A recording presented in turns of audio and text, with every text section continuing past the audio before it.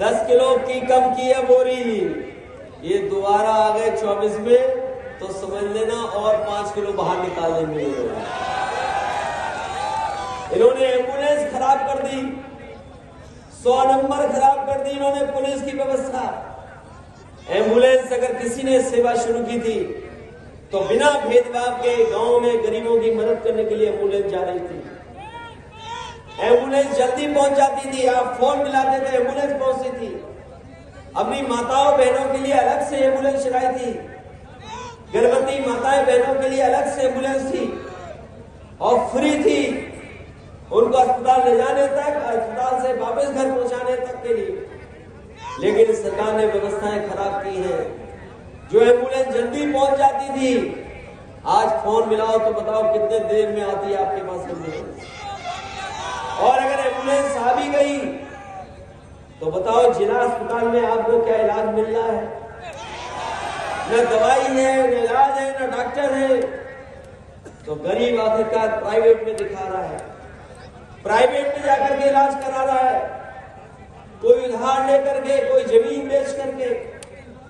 और हमें दुख इस बात का है कि इधर जो इस परिवार में भी कैंसर बीमारी हो रही है उसका इलाज नहीं हो पा रहा है। भागता दौड़ता परिवार कभी लखनऊ, कभी दिल्ली, कभी मुंबई तक जाता है, लेकिन कैंसर जैसी बीमारी का इलाज नहीं करा पा रहा है। मुझे याद है नेताजी ने और समाजवादी पार्टी ने लखनऊ में कैंसर का 100 एकड़ में बड़ा अस्पताल बनवाया था।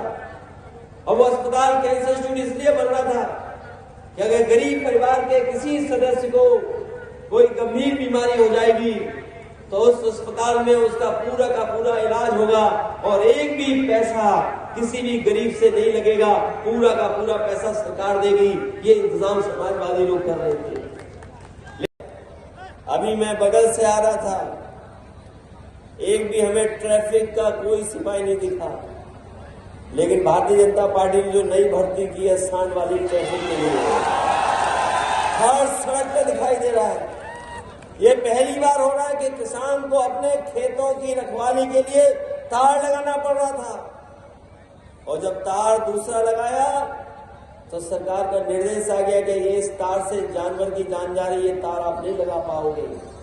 जिस सरकार के प्रधानमंत्री ने कहा हो कि जानवरों की समस्या का समाधान करेंगे, बताओ 2 साल हो गए, कहां समाधान हो गया उस समस्या का। जिन्होंने कहा फ्री सिलेंडर देंगे गैस का, बताओ फ्री गैस सिलेंडर मिल रहा है क्या किसी को? आपका डीजल पेट्रोल कहां पहुंच गया? डीजल पेट्रोल कहां, कितनी कीमत चुकानी पड़ रही है आपको? और अभी सुनने में आ रहा है यूरिया की बोरी, खाद की बोरी से 5 किलो और कम कर दिया। पहले 5 किलो कम किया, फिर 5 किलो कम कर दिया। एक दिन बैठा बैठा मैं सोच रहा था कि ये बोरी से 5 किलो की ये रणनीति कहां से सीखी है बीजेपी के लोगों ने। मुझे याद आया पार्ले जी बिस्किट से सीखी है इन्होंने। हमारे जो बुजुर्ग बैठे हैं वो जानते होंगे, पहले पार्ले जी का बिस्किट पैकेट इतना बड़ा आता था। जैसे जैसे महंगाई बढ़ी उन्होंने अपना मुनाफा कम नहीं होने दिया। ये बीजेपी वालों ने पार्ले जी बिस्किट से सीखी है। तो हमें सोचना पड़ेगा और विचार करना पड़ेगा कि जो सत्ता में पिछले 10 साल से दिल्ली की सरकार में है, आखिर उन्होंने हमें दिया क्या है? जो जो वादे किए उन्होंने कितने पूरे हुए होंगे? 2024 आते आते अगर हम देश और प्रदेश की परिस्थितियों पर नजर डालेंगे तो आपको महसूस होगा कि इतना गरीब के साथ अन्याय कभी नहीं हुआ होगा जो अब इस सरकारों में होने जा रहा है। लगातार 10 साल की सरकार ने किसानों को पीछे छोड़ दिया।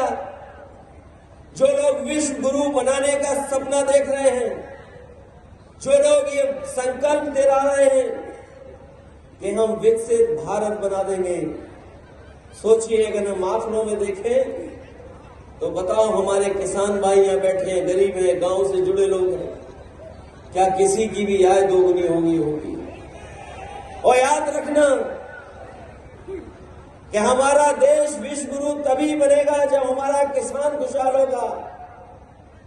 ये जो भारतीय जनता पार्टी के लोग किसानों से कुछ पैसा लेकर के विकसित भारत की यात्रा निकाल रहे हैं, विकसित भारत का सपना दिखा रहे हैं, उससे हमारा देश विकसित नहीं होने वाला है। अगर विकसित हमारा तभी देश होगा जब हमारा किसान खुशहाल होगा। और किसान चाहे कुछ भी पैदा कर ले, लेकिन ये सरकार हमें लाभकारी मूल्य नहीं दे पा रही है। लोग, जनता दुखी है सरकार से, महंगाई रोक नहीं पा रहे, बेरोजगारी रोक नहीं पा रहे, हमारी सीमाएं असुरक्षित हैं, हमारे जवान शहीद हो रहे हैं, किसान आत्महत्या किए हैं। आप सोचिए, क्या सरकार दूसरे देश में जाकर के हत्या कराएगी? और सरकार भी आरोप है। सोचिए, कनाडा के प्रधानमंत्री ने भारत की सरकार पे आरोप लगाया है। अमेरिका ने वो व्यक्ति जो डबल एजेंट था उसको पकड़ लिया। सोचो, विश्व गुरु का सपना दिखाने वाले किस मामले में फंस रही है सरकार। कितना देश हमारा अपमानित होगा जब सच्चाई दुनिया के सामने आएगी कि भारत जैसा देश जो टॉलरेंस के लिए जाना जाता है, जो एक्सेप्टेंस के लिए जाना जाता है, धैर्य के लिए जाने जाते हैं हम लोग, हम सबको साथ लेके चलने वाले माने जाते हैं, उस देश के बारे में दुनिया जानेगी कि दूसरे देश में जाकर के हत्या करा रहे हैं। सर, क्या मायावती